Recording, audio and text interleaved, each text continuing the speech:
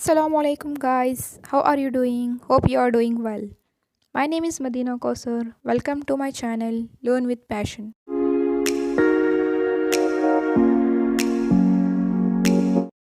जैसे कि मैंने आपको बताया था मैं 10th standard Kannada second language Hindi और उर्दू लैंग्वेज में टीच करूँगी। तो आज मैं 10th स्टैंडर्ड कन्नड़ा का फर्स्ट लेसन टीच करूँगी। फर्स्ट लेसन का नाम है वर्ण मರದ गिಳಿ। यहाँ पे वर्ण वर्ण मतलब हम सूखे को कहते हैं। मर मर मीन्स पेड़, गिಳಿ गिಳಿ मीन्स तोता। वर्ण मರದ गिಳಿ इसका मतलब क्या है? सूखे पेड़ का तोता। या तो हम इंग्लिश में ऐसे कह सकते हैं, in English we call it as the parrot of the dry tree. Okay, इसके ऑथर कौन है? अरामित्र। इसके लेखक कौन है? अरामित्र। और ये गद्य भाग है, मीन्स ये चैप्टर सेक्शन है। हम पहले पाठ प्रवेश को चलने से पहले हम ऑथर के बारे में देख लेते हैं।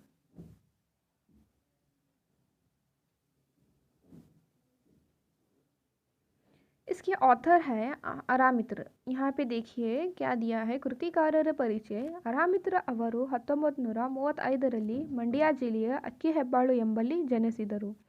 अरामित्र का जन्म कब हुआ? अरामित्र का जन्म सन 1935 में। कहाँ पे हुआ? 1935 में ಮಂಡ್ಯ जिले के ಅಕ್ಕಿಹೆಬ್ಬಾಳು गांव में हुआ। ಇವರ ಪೂರ್ಣ ಹೆಸರು ಅಕ್ಕಿಹೆಬ್ಬಾಳು ರಾಮಣ್ಣ ಮಿತ್ರ। ಖ್ಯಾತ ವಾಗ್ಮಿಗಳಾದ ಇವರು ಕನ್ನಡದಲ್ಲಿ ಸ್ನಾತಕೋತ್ತರ ಶಿಕ್ಷಣವನ್ನು ಪಡೆದು ಉಪನ್ಯಾಸಕರಾಗಿ, ಬಳಿಕ ರೀಡರ್, ಪ್ರೊಫೆಸರ್, ಪ್ರಿನ್ಸಿಪಲರ್ ಆಗಿ ವಿವಿಧ ಕಡೆಗಳಲ್ಲಿ ಸೇವೆ ಸಲ್ಲಿಸಿದ್ದರು। अरामित्र का पूरा नाम क्या है? हम इनको निकनेम से अरामित्र कह के पुकारते हैं। अ से अक्कीहेब्बाळु, रा से रामण्णा। इनका पूरा नाम अक्कीहेब्बाळु रामण्णा मित्र। और इन्होंने अपनी एजुकेशन कहाँ पे हासिल की?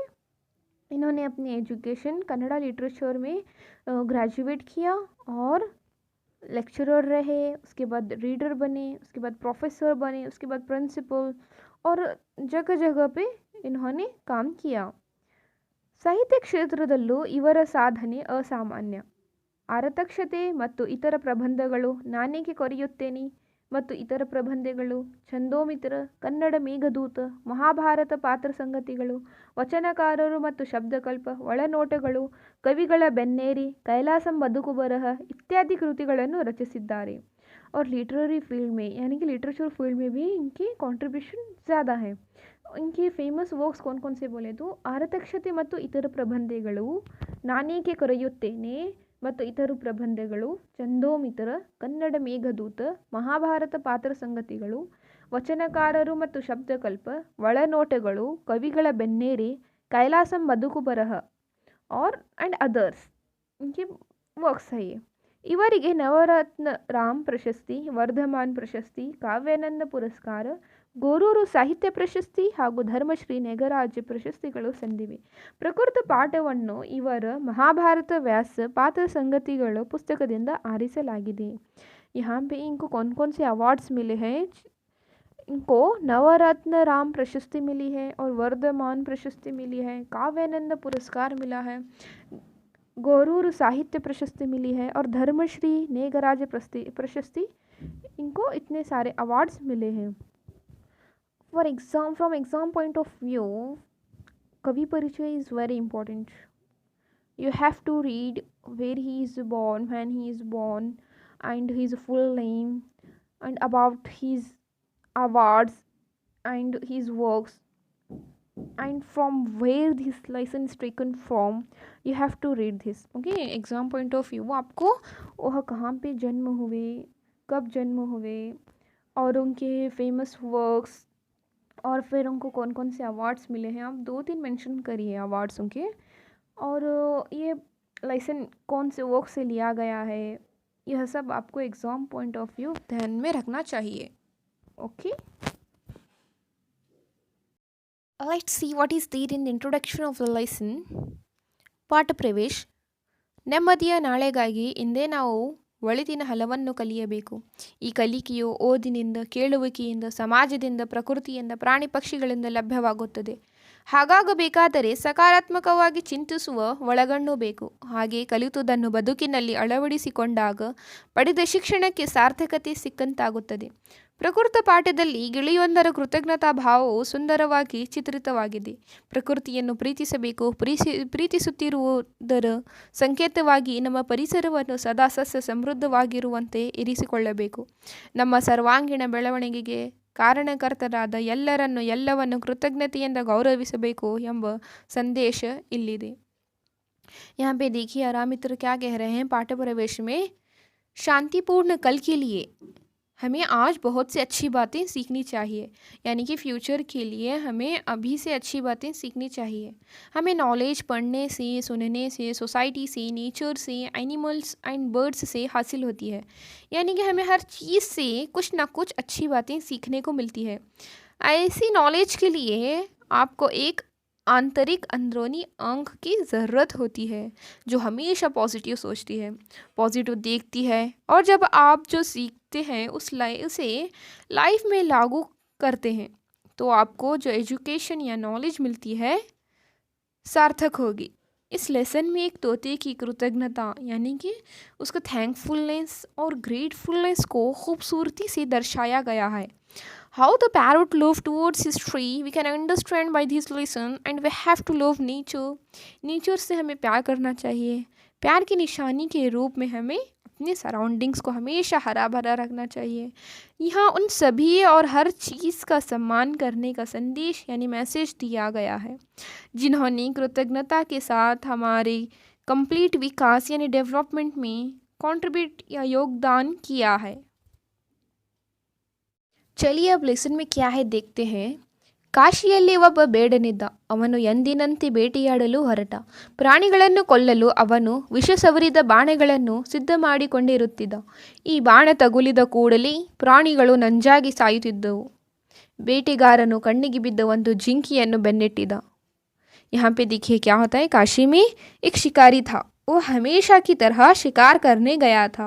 वह एनिमल्स को मारने के लिए जहर से बने तीरों को तैयार करता था, यानी अपने तीरों में जहर लगाता था। जैसे ही यह तीर एनिमल्स को लगती थी, जाहिर सी बात है पूरी बॉडी में जहर फैल कर एनिमल्स तड़प तड़प कर मर जाते थे। शिकारी को एक हिरण नज़र आती है और वह उसका पीछा करता है। आगे देखिए क्या होता है। ಅದು ಬಾಣಕ್ಕೆ ಗುರಿಯಾಗುವಷ್ಟು ದೂರಕ್ಕೆ ಬಂದಾಗ ವಿಷಯುಕ್ತ ಬಾಣವನ್ನು ಎಳೆದು ಬಿಟ್ಟ. ಆದರೆ ಜಿಂಕ ಹಾರಿ ತಪ್ಪಿಸಿಕೊಂಡಿತು। और जब वह एक तीर से टकराने के काफ़ी करीब पहुंच गया तो उसने जहरीले तीर को बाहर निकाल लिया। ಆದರೆ ಜಿಂಕೆ ಹಾರಿ ತಪ್ಪಿಸಿಕೊಂಡಿತು। ಆ ಬಾಣವು ಒಂದು ಮರಕ್ಕೆ ತಾಕಿತು। ವಿಷದ ಪ್ರಭಾವದಿಂದ ಆ ಮರ ಒಣಗಿ ನಿಂತಿತು। देखिए यहाँ पे क्या होता है, जब वह तीर जहरीली तीर छोड़ता है तब क्या होता है, हिरन भाग जाती है और वह तीर किसको जाके लगती है, वह तीर एक पेड़ को जाके लग जाती है। जहर से पेड़ मुरझा गया। जहर से क्या हो जाता है, पेड़ वह मुरझा जाता है। आगे देखिए क्या होता है। ಅದರ ಪುಷ್ಪ ಸಮೃದ್ಧಿ, ಫಲ ಸಮೃದ್ಧಿ, ಹಸಿರಿನ ಸಿರಿ ಎಲ್ಲವೂ ಮಾಯವಾದವು. ಅಲ್ಲಿ ಬಹುಕಾಲದಿಂದ ಒಂದು ಗಿಳಿ ವಾಸ ಮಾಡುತ್ತಿತ್ತು। जो वह फूलों से भरा हुआ था, फूलों से फलों से हरा भरा था, उसका ये वैभव सब गायब हो गया, यानी कि पेड़ सूख गया। वहाँ पे बहुत सालों से एक तोता रहता था। ಮರ ಒಣಗಿ ನಿಂತರೂ ಗಿಳಿ ಆ ಮರದ ಪೊಟರಿಯನ್ನು ಬಿಟ್ಟು ಹೋಗಲಿಲ್ಲ. ಅಲ್ಲಿ ಸಂಚರಿಸುತ್ತಿದ್ದ ಇಂದ್ರ ಇದನ್ನು ನೋಡಿದ. ಅವನಿಗೆ ಆಶ್ಚರ್ಯವಾಯಿತು. ಗಿಳಿಯನ್ನು ಕರೆದು ಇಂತಹ ಒಣಮರದಲ್ಲಿ ಏಕೆ ವಾಸ ಮಾಡುತ್ತಿದ್ದೀಯಾ ಎಂದು ಕೇಳಿದ. ಆ ಮಾತಿಗೆ ಗಿಳಿ ಹೀಗೆ ಹೇಳಿತು। यहाँ पे देखिए क्या होता है, वहाँ पे बहुत सालों से एक तोता रह रहा था। पेड़ सूख जाने के बाद भी तोते ने पेड़ को नहीं छोड़ा। देखिए यह तोता अपना फ़र्ज़ कितने अच्छे से निभा रहा है।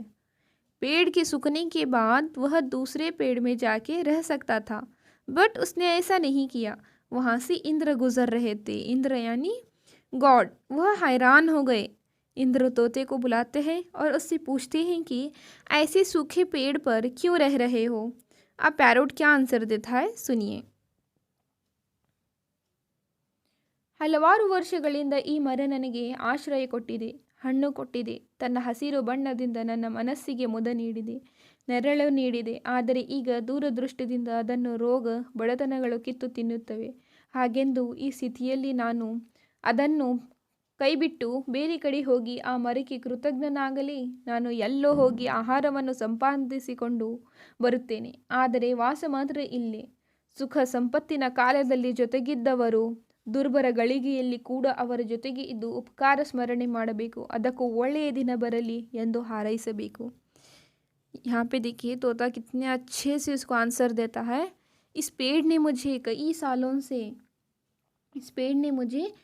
सालों से छाया दी है, कई सालों तक आश्रय दिया है, फल दिया है। इसने मेरे मन को अपने हरे रंग से भरपूर किया है, इसने छाया दी है। लेकिन अब दुर्भाग्य से यह बीमारी इसको खा रही है, तो यह क्या मैं इसको छोड़कर कहीं और चला जाऊं और उस पेड़ के प्रति कृतज्ञ यानी अनग्रेटफुल हो जाऊं? मैं दूसरी जगह जाके खाना लेके फिर वापस यहीं आ जाता हूं, लेकिन मेरे रहने की जगह यही है।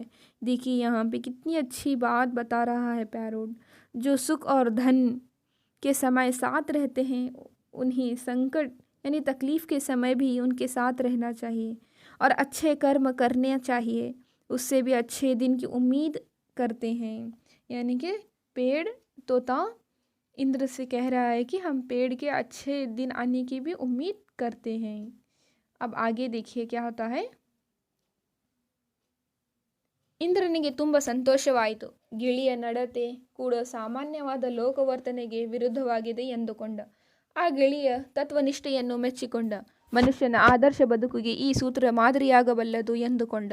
ಹೀಗೆ ಪರಹಿತಕಾಂಕ್ಷಿಯಾಗಿರುವ ಗಿಳಿರಾಯನಿಗೆ ಏನಾದರೂ ವರವನ್ನು ಕೊಡಬೇಕು ಎಂದು ತೀರ್ಮಾನಿಸಿದ. ಆದರೆ ಅದರ ಶ್ರದ್ಧೆಯನ್ನು ಮೆಚ್ಚಿ ಏನಾದರೂ ವರವನ್ನು ಕೊಡುತ್ತೇನೆ ಎಂದ. ಅದು ಎಂಥ ಜನ್ಮ ಬಯಸಿದ್ದರೂ ಎಂಥ ಭೋಗವನ್ನು ಬಯಸಿದ್ದರೂ ಕೊಡಲು ಅವನು ಸಿದ್ಧನಾಗಿದ್ದ. ಆದರೆ ಆ ಗಿಳಿ ಕೇಳಿದು ಏನು ಗೊತ್ತಿ? इंद्र पैरोट की यह सब बातें सुनकर बहुत खुश होता है। उन्होंने सोचा कि तोते का बिहेवियर दुनिया के कॉमन यानी सामान्य बिहेवियर से डिफरेंट है। As we know the society is so selfish, we are not able to think like parrot things. Indra को तोते का यह बिहेवियर बहुत अच्छा लगा और उन्होंने सोचा कि यह सूत्र इंसान के आदर्श लाइफ का आदर्श बन सकता है। इस तरह उन्होंने पैरोट को कुछ वरदान देने का फैसला किया, यानी कि उसकी कोई विश पूरी करने का सोचा। उसकी ईमानदारी की प्रशंसा यानी तारीफ़ करते हुए किसी चीज़ की विश मांगो, मैं दे दूंगा करके इंद्र पैरोट से बोलता है। इंद्र उसको दूसरा जन्म भी मांगता तो देता था। कैसी भी लजीज डिश वह चाहता तो भी इंद्र देने के लिए तैयार था। लेकिन वह पैरोट क्या मांगता है सुनिए। ದೇವರಾಜ್ ವರವನ್ನು ಕೊಡುವ ಇಚ್ಛೆ ಇದ್ದರೆ ಈ ಮರಕ್ಕೆ ಮೊದಲಿನಂತೆ ಹಸಿರಿನಿಂದ ನಳನಳಿಸುವ ಫಲಪುಷ್ಪ ಭಾರದಿಂದ ಬೀಗುವ ನೆರಳು ಕೊಡುವ ವರವನ್ನು ದಯಪಾಲಿಸು, ಆದರೆ ಈಗಿನ अवस्थೆಯನ್ನು ನಾನು ನೋಡಲಾರೆ। देखिए यहाँ पे वह क्या मांग रहा है पैरोट। गॉड, अगर आप कुछ वरदान ब्लेसिंग देना चाहते हो तो प्लीज़ इस पेड़ को एक वरदान दे जो इसे पहले की तरह हरा भरा कर दीजिए, फल फूलों से भरा हुआ छाया देने वाला पेड़ बना दीजिए। मैं इसकी प्रेजेंट कंडीशन नहीं देख सकता। देखिए हम अंदाज़ा लगा सकते हैं पैरोट को पेड़ के प्रति कितना प्यार और लगाव है। वह कुछ भी मांग सकता था, लेकिन उसने अपने बारे में कुछ नहीं सोचा बल्कि पेड़ के बारे में सोचा। और एक हम इंसान हैं जो पेड़ों को काट रहे हैं। कितने शर्म की बात है हमारे लिए।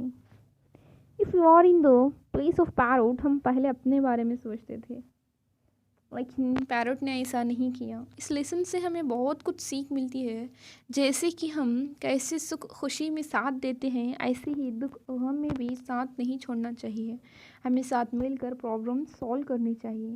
और फिर यह सीख मिलती है कि पेड़ कैसे इंसान को ही नहीं बल्कि परिंदों को भी हेल्प करता है। हमें पेड़ को नहीं काटना चाहिए और ज़्यादा से ज़्यादा पेड़ लगाना चाहिए ताकि इंसान, परिंदों, प्राणियों को भी हेल्प हो। और जो हमारा साथ देते हैं उनका साथ हम कभी नहीं छोड़ना चाहिए। अगर वीडियो अच्छी लगी हो तो लाइक शेयर सब्सक्राइब ज़रूर कीजिएगा। Thanks for watching.